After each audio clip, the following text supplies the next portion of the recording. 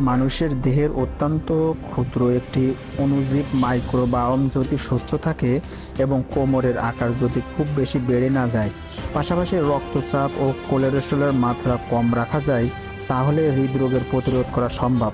কিন্তু প্রশ্ন হচ্ছে, খাবার দাবারের বেলায় কী ধরনের পরিবর্তন আনতে হবে?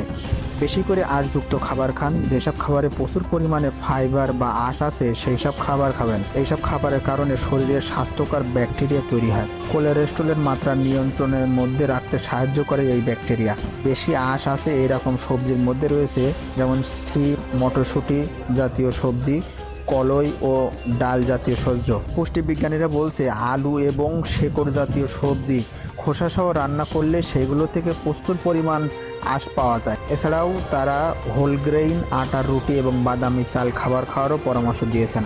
ভিডিওটি ভালো লাগলে লাইক, কমেন্ট ও শেয়ার করতে ভুলবেন না। ধন্যবাদ।